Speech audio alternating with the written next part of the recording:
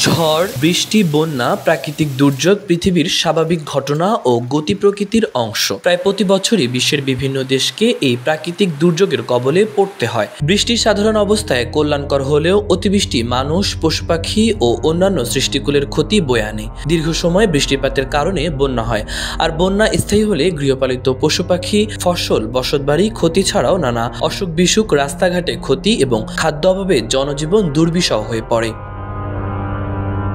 অতিবৃষ্টি, বন্যা, প্লাবন সহ যে কোনো প্রাকৃতিক দুর্যোগ আমাদের মনে করিয়ে দেয় মহান আল্লাহ তাআলার শক্তি ও ক্ষমতার কথা, আমাদের দুর্বলতা, হীনতা ও মুখাপেক্ষিতার কথা। তাই এসব দুর্যোগ ও বিপদের সময় আল্লাহকে বেশি বেশি স্মরণ করা উচিত। দুর্যোগের কবল থেকে তাৎক্ষণিক পরিত্রাণের কোনো দোয়া কোরআন হাদিসে বর্ণিত হয়নি, বরং ধৈর্য ও তওবা, ইস্তেগফারের সঙ্গে এই দুঃসময়ে যথাযথ ব্যবস্থা গ্রহণের পাশাপাশি বিপদগ্রস্তের পাশে দাঁড়াতে উৎসাহিত করেছে ইসলাম। প্রাকৃতিক দুর্যোগের সময় অবশ্যই সবাইকে নিজ নিজ জায়গা থেকে সজাগ থাকতে হবে। একই সঙ্গে আল্লাহ রাসূল সাল্লাল্লাহু আলাইহি সাল্লাম বর্ণিত পন্থা অনুসরণ করে উত্তরণের চেষ্টা করতে হবে। রাসূল সাল্লাল্লাহু আলাইহি সাল্লাম ঝড়, বৃষ্টি, বন্যা থেকে রক্ষা পেতে যেসব দোয়ার প্রতি গুরুত্ব দিতে বলেছেন তার উপর আমল করা যেতে পারে। এতে করে দুর্যোগ থেকে রক্ষা পেতে নিজেদের চেষ্টার পাশাপাশি আল্লাহর কাছে রহমত প্রার্থনা করা হবে, যা সহজেই বিপদ থেকে রক্ষায় সহায়তা করবে। মানুষের চেষ্টা এবং আল্লাহর রহমত একত্রিত হলে বিপদ থেকে উদ্ধার সহজ।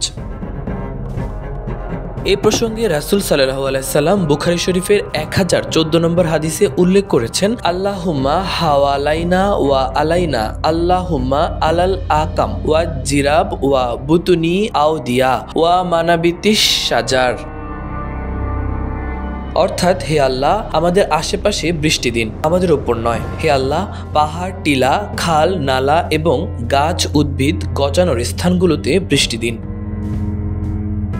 বুখারী শরীফের 3206 নম্বর হাদিসে হযরত আয়েশা রাদিয়াল্লাহু তাআলা আনহা বলেছেন, যখন আকাশ মেঘাচ্ছন্ন হতো এবং ঝড়ো বাতাস বইতো, তখন রাসূলুল্লাহ সাল্লাল্লাহু আলাইহি সাল্লামের চেহারায় চিন্তার রেখা ফুটে উঠত। এই অবস্থা দেখে তিনি এদিক সেদিক পায়চারি করতে থাকতেন এবং দোয়া পড়তেন,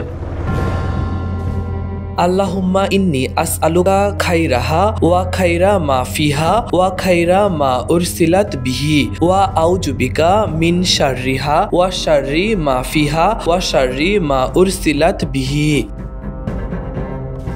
অর্থাৎ, হে আল্লাহ, আমি আপনার কাছে এই বৃষ্টির কল্যাণগুলো কামনা করছি, এই বৃষ্টিতে যেসব কল্যাণ রয়েছে সেগুলো কামনা করছি এবং এই বৃষ্টির মাধ্যমে প্রেরিত কল্যাণ প্রার্থনা করছি, আর এই বৃষ্টি ও বৃষ্টির মাধ্যমে প্রেরিত সব রকম অকল্যাণ ও বিপদ আপদ থেকে পরিত্রাণ চাই। মাহবুবুর রহমান ইমন, খবর সংযোগ।